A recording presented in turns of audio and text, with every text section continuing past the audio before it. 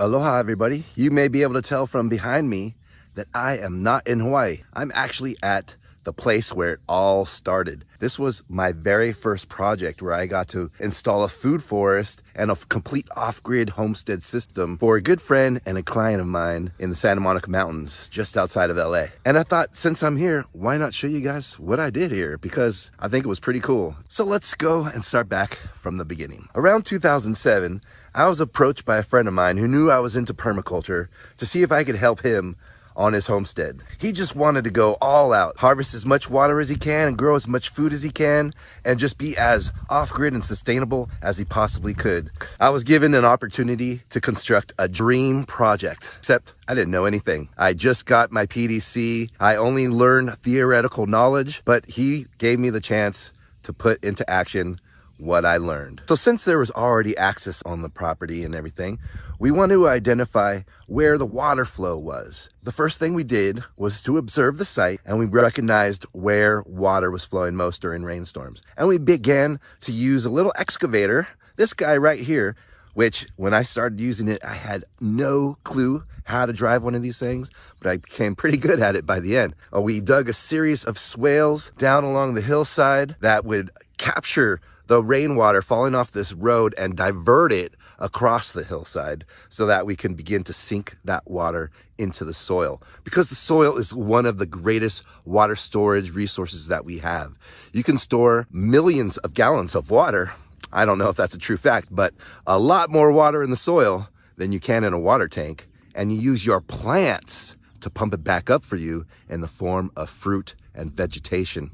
We planted multiple varieties of avocados, mac nuts, persimmons, apricots, peaches, olives, grapes, you name it. Anything that could grow in this climate, which is a pretty good climate to grow almost everything, we tried to grow it. And over the years, we found out what grew well and was really adaptable to this environment and what took a little more work. And some of those plants that took more work ended up dying off. But the ones that didn't are thriving. But there's something I'm going to share with you a little later about a little hiccup we had with the thriving part along the way. But before we get to that, I want to share with you a little more about the project. So we harvested the water, we installed a food forest where we had the fruit and a mix of nitrogen fixing trees so that we can provide fertility as well as food. But then I wanted to design a vegetable garden. And I had this huge horse corral down at the bottom of this hill here that I was being allowed to switch over to a vegetable garden. I had no idea what to do. And right before I actually installed this vegetable garden,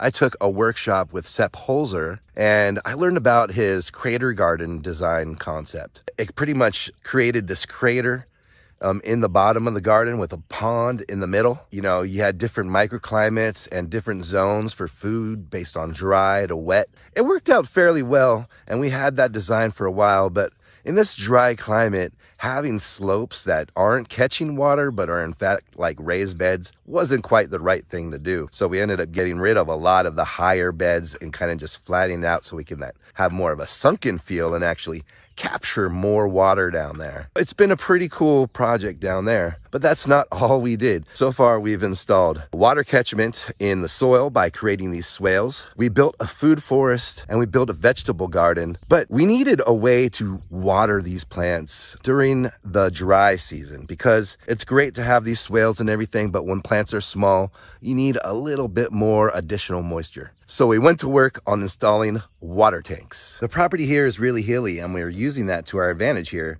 We've installed dozens of rain tanks at all sorts of parts of this property. In fact, my buddy was just telling me that this past month they had a freak tropical system move through that delivered 5 inches of rain, and they were able to capture 30,000 gallons of water in that one event. In total, we have 110,000 gallons of rainwater storage to use on our gardens, which is something that is vitally important in this climate here in Southern California, where reservoirs are going dry and drought is a common occurrence. So everything you see behind me is all watered off of rainwater. And we're able to produce tons of food off of this system that is 100% rainwater fed. And why is this important? Because if you live in California, you may know that there are water restrictions. we wanted to use the municipal water system, we wouldn't be able to grow as much as we're growing because we wouldn't be allowed that much water to begin with. So by supplementing it with our own water catchment, not only are we able to grow more, save money, and help the earth, we don't get restricted by the water company. So look at that, freedom just in the form of a rain tank. And we also installed a few ponds on the property to increase the total amount of water storage that we were able to do here, and also to create habitat for wildlife. These ponds are a lifeline for the local bee population. We raise bees, our neighbors raise bees.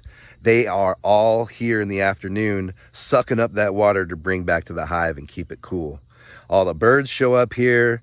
I'm sure if we didn't have this place fenced, we would have bobcats, raccoons, deer, mountain lions, everything here at this pond, drinking from this life source.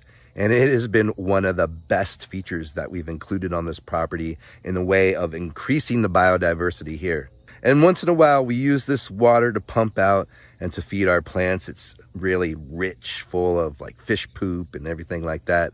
But for the most part, we leave it for the wildlife so that they can thrive. But it's an added insurance just in case we need a little bit more water. Unfortunately, this is the only pond that we have left standing, but I'll get into that in a little bit. And so we installed water, we planted out a food forest, we have a vegetable garden, and we also wanted to introduce animals. The first thing we got was chickens. It's the greatest starter animal on any homestead.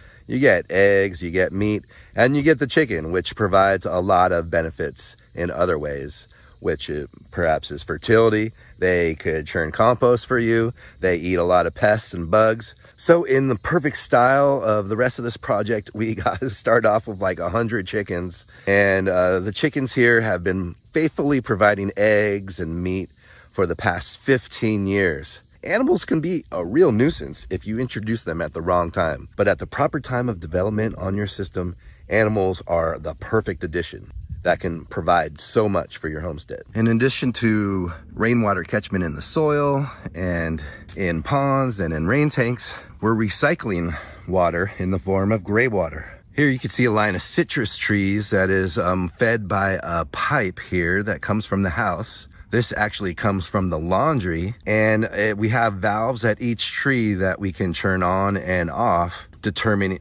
based upon which tree we want to get watered.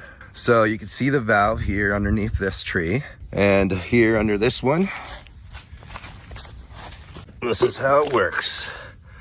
You just, oh, well, that's all the water was in there. But you just turn the valve when you want a tree to get watered, and then you could turn it off if you don't want this tree to get watered, and turn on another valve if you want that tree to get watered. So it's a pretty basic, simple system that we're using here, and it requires a little manual activity, but it's a great way to recycle water. So we're not only using rainwater, but we're recycling that rainwater again.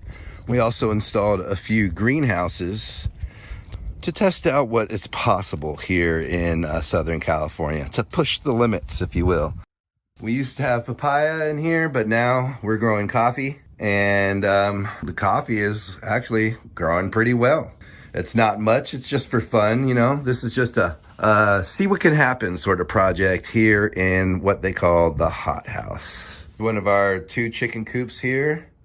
We used to have 3, but one burnt down. But this one here is tied into another food forest where we have even more growing. This tree here is a long gone tree, which is growing pretty well. Could probably use more water, but it's looking pretty good for this climate. And we have some peaches and a few other trees that are still sticking around. But the reason why things may not look as good as they possibly could is because there was a fire here recently. That's right, over 5 years ago, a fire rolled through here, and it was devastating. Everything burned down. There was a house lost on this property, trailer that I used to stay in burned down, and luckily the house where my buddy lives did not burn down. He stayed back and single-handedly fought the fire off. Crazy stuff, but 5 years have gone by and the food forest is popping back. Plants have proven to be pretty resilient in the face of fire. And I want to share with you some experiences because this is kind of a rare instance for people to see a pre and post fire orchard and what does well. Well, it's kind of crazy to say this, but almost everything did well post-fire. We have stone fruit here, plums, apricots.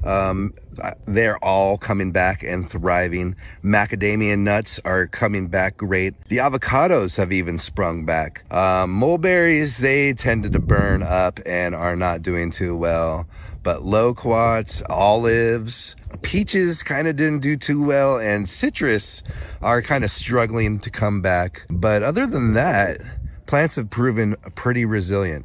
The only thing is, you'll start to notice that a lot of them are coming back from the base with multiple trunks. And unfortunately, no maintenance was taken for these plants in the past 5 years. So ideally, you train these plants to be a single trunk.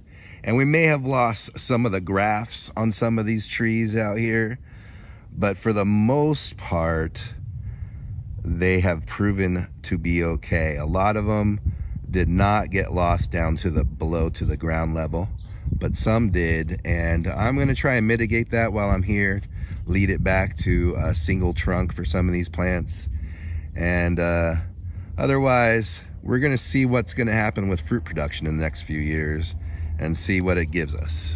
Overall, the system is looking pretty healthy 5 years post-fire, and it's been a really awesome project to be able to work on and establish. The owners use a lot of the food here to store and keep. They do drying and preserving and freezing, and they share a lot of the abundance with their neighbors and community. In fact, during the fire, they were the only ones who had food, water, and power left standing on the hill.